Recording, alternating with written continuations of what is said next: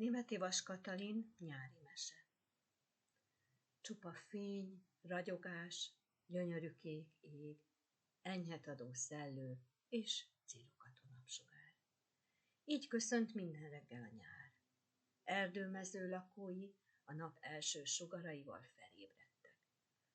A madarak épp reggeli trillájukat gyakorolták. Rigó Rita és férje Rigó Róbert éppen elkészültek a tüskés cserjén rakott fészkükkel, és a Rigó mama kényelmesen elhelyezkedett, hogy lerakja halványzöld tojásait. Róbert élénken figyelte a műveletet, s közben szemmel tartotta a birodalmuk határát. Nehogy az a szemtelen Rigó Ricsi megint betörjön az ő területére. Erre minden Rigó érzékenyen reagált, hosszú nemzetségek óta. Rigó Rita jelezte párjának, hogy elkészült. Kissé felemelkedett a tojásokról, és megszemlélték az 5 darab tojást. Rigó Robi elgondolkodott, mielőtt elrepült volna egy kis élelemért. Büszke volt, hogy ilyen sok kis fiókájuk lesz, de ugyanakkor azt is tudta, mennyi erőfeszítést igényel majd tőlük az utódok felnevelése. Szányra kapott, és hamarosan talált is néhány tollas csápú araszolót, 2 azonnal bekeverezett belőle, 2 pedig csőrébe kapott és elvitte Ritának, hiszen ő most nem mozdulhatott a tojásokról. Múlt az idő, és pontosan 14 nap múlva a tojások mocorogni kezdtek. Oda néz, rikkantotta Robi.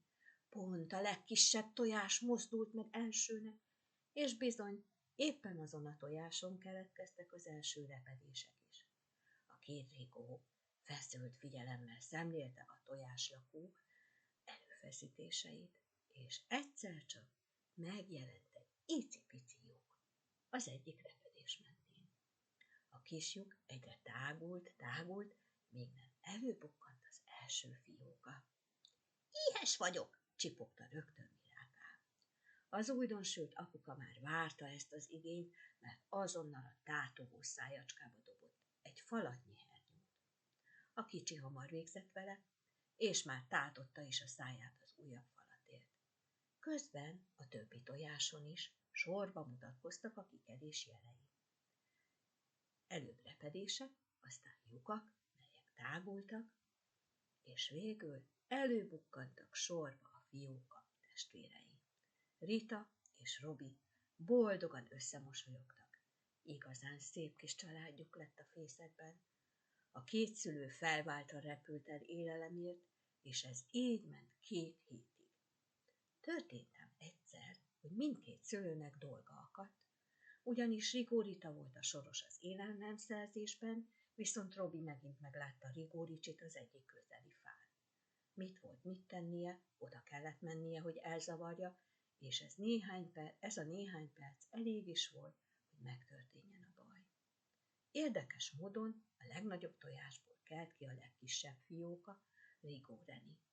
A testvérek, ahogy fészkelődtek, hogy minél előbb jussanak finom falatokhoz, egyikük véletlenül meglökte a fészekből éppen kibámuló Renit. És a kis madár kizuhant. Szerencsére puha földre pottyant, de még gyenge volt ahhoz, hogy visszarepüljön, így csak tehetetlenül csipogott a fa tövében. Robi épp ekkor ért vissza a fészekhez. Rögtön észrevette, hogy hiányzik egy fióka. Kétségbe esetten keresni kezdte. Kérdezgette a többieket is, hogy nem látták-e, hová lett, de bizony nem tudtak neki választani a kicsik. Ahogy így röbdösött a fészek körül, egyszer csak meglátta a picit, amint a földön hevert. És ebben a pillanatban sajnos mást is meglátott.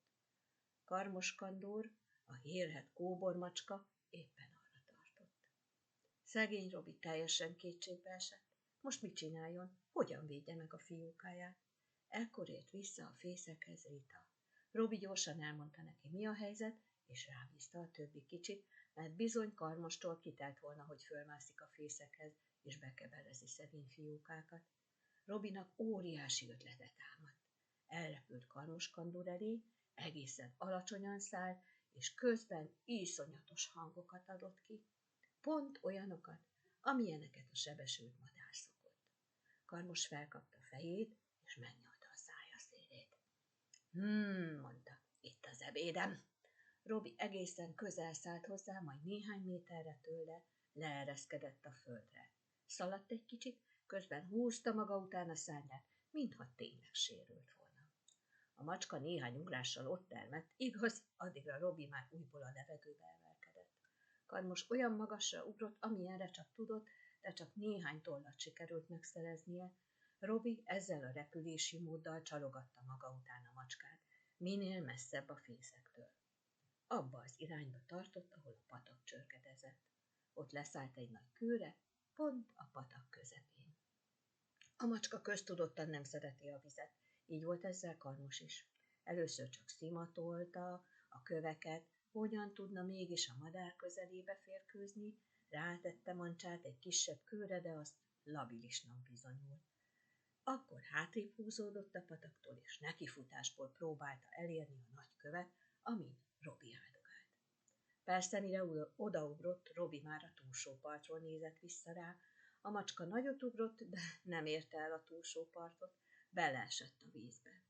Nagy nehezen partra evickélt, közben prőszkölt és fújt, és nagyon mérges volt. Robi egy faágról nézte, amint elkullog. Elment a kedve a visszaúttól. Robi visszarepült a fészekhez, közben egy testvérpár ment arra. Amikor meglátták, mi történt, a kisfiú felmászott a fészekig, és visszarakta Renit a testvérei közé. Robi hálából egy gyönyörű dalt énekelt nekik. Így volt, mese volt. Aki nem hiszi, járjon